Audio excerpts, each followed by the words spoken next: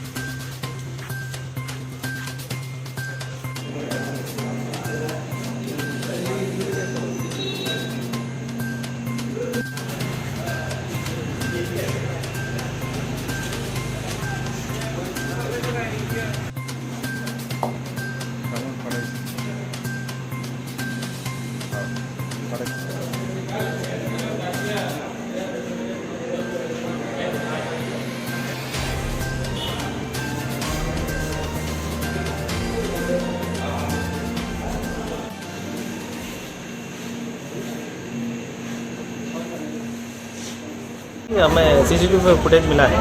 तो एक लड़का अपना मिड-20s में होगा, ऐसा एक कार में फ्रंट ग्लास जो होता है उसको तोड़ के एक चेन लेके फरार हुआ है। तो आइडेंटिफाई थोड़ा हुआ है और एक सीसीटीवी और भी कैमरा से देख के हम लोग आइडेंटिफाई करके इसको जल्दी पकड़ लेंगे। आए दिन सर ऐसा घटना होता है, सिर्फ आईजीएम अस्पताल की हम बात नहीं कर रहे, जीबी अस्पताल में जाएंगे दोपहर मतलब दिन के में ही आउटडोर में मतलब टिकट काउंटर में ऐसा होता है कि बैग चोरी करके लेके चला जाता है चोर, पकड़ा नहीं जाता। क्या करेंगे इसके विषय में आप? नहीं ऐसा नहीं है, बहुत सारा हमने रिकवरी किया है।